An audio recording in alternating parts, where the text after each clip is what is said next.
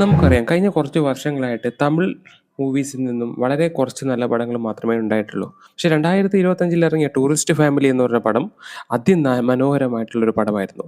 ആ പടത്തിൻ്റെ റൈറ്ററും സംവിധായകനുമായ അഭിഷൻ ജീവന്ത് നായകനാവുന്ന വിത്ത് ലവ്. സോ അതുകൊണ്ട് തന്നെ ഈ പടം ശ്രദ്ധിക്കപ്പെട്ടിട്ടുണ്ടായിരുന്നു. ഈ പടത്തിൻ്റെ സംവിധായകൻ മദനാണ്. അദ്ദേഹത്തിൻ്റെ ആദ്യത്തെ കൂടി തന്നെയാണ് ഞാൻ തിയേറ്ററിൽ പോയത്. സോ നമുക്കിതിൻ്റെ റേറ്റിംഗിലേക്ക് കിടക്കാം. ഈ പടത്തിൻ്റെ ട്രെയിലർ കണ്ടവർക്ക് എന്താണ് സ്റ്റോറി, പ്ലോട്ട് ലൈൻ എന്നുള്ള ഒരു ഏകദേശ ധാരണ കിട്ടിയിട്ടുണ്ടാവും. അത് തന്നെയാണ് മൂവിയും.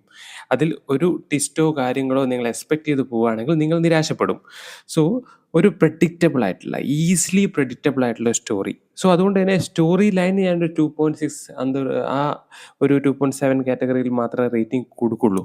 പക്ഷേ ബാക്കി വരുന്ന പല ഫാക്ടേഴ്സും എബോവ് എവറേജ്.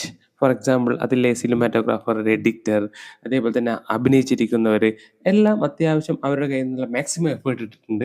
സോ ടോട്ടൽ ഒരു 3.2 കൊടുക്കാൻ പറ്റാവുന്ന ഒരു ഡീസൻറ്റ് വൺ ടൈം വാച്ചബിൾ ആയിട്ടുള്ള ഒരു മൂവി എന്ന് നമുക്ക് പറയാം.